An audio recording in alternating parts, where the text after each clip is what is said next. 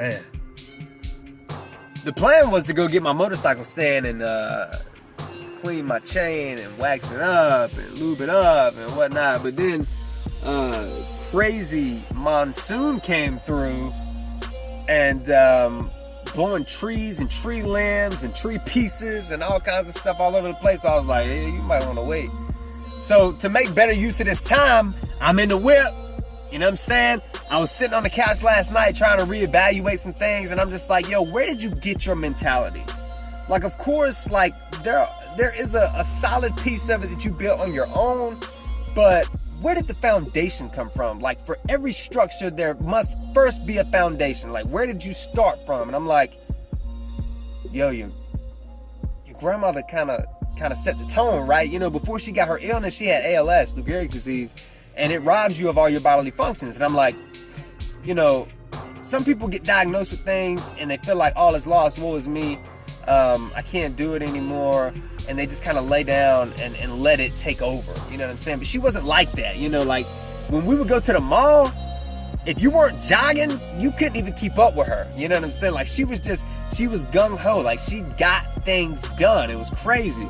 And then when she got diagnosed with ALS, you know, she used to do everything herself. She was independent, like the most independent woman I've probably ever seen in my life, right? And she lost her left arm first. Like she didn't lose it, but she lost the function of her left arm. So instead of feeling like, I can't drive myself, you know, I'm used to driving with two arms, I can't do it, she found a solution. Like she got this little steering ball thing so she could still whip it and you wouldn't even know she was minus an arm, you know what I'm saying? Like she was still independent, she was driving, she had the ball on there, you know, I'm going to work, see you later. You know, it was one of those things. It was never, I can't do it in the traditional way, so I can't do it at all, you know, and that's where the mentality that I have came from, you know, like if you feel like you can't get it done in a traditional manner, you just don't do it at all, right? But the winner's mentality is, okay, I can't afford to open up a storefront tent shop to begin with, so I got to start tinting windows under a carport and try to build my reputation that way. And if that doesn't work, I'll shift it and try it another way.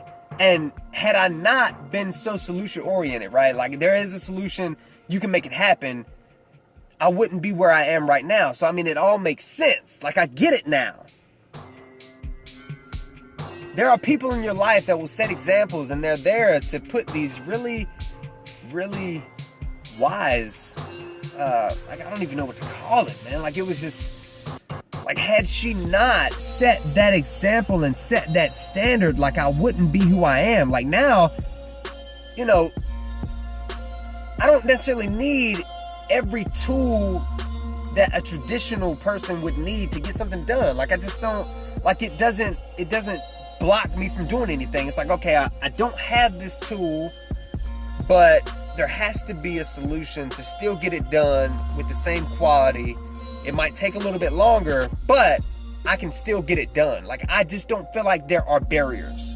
And her mentality rubbed off on me and it's kind of set me on that path. Like, and now, you know, for the people that didn't have, you know, a person like my grandmother to set that example, I totally understand that you feel trapped. I get that. Like you feel like there are barriers because you can't achieve the things you want to achieve in the way you think they're traditionally supposed to be done, right? And since you're not, you didn't have that example like I had. I get it, you know what I mean? Like you don't have this mentality that there's always a solution to get something done, but I'm telling you, there is a solution. Like you may not have had my grandmother, but you got me, you know what I mean? So you feel like you can't get something done, but I'm telling you, there is a solution. You just have to be willing to fail over and over until you figure out how to get it done effectively. Like that, I credit that for everything I've ever accomplished. I didn't have a family that could buy me the tools that I needed to get some of the stuff done, but I still ended up achieving my goal. So now I feel like you can lock me in a closet with just a few tools and I can make money. That's just my mentality. Like I don't feel like, yeah, there's four walls, I get it, but I don't feel like there are barriers.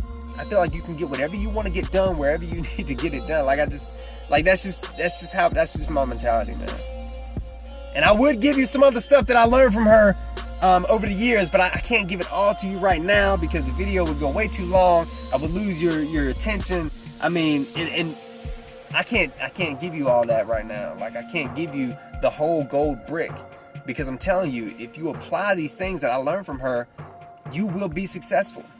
Like, I have zero doubt in my mind now that I will be successful and reach every goal that I want to reach, because I do not feel like there are any boundaries. There are zero boundaries in my mind. Like, I gotta stop there, man, because I'm gonna mess up. I'm gonna roll into something else, and I'm gonna feel like I gotta explain myself. So look, there are no boundaries. There's always a solution. You know what I'm saying? And I almost did it again. Go and get it, man.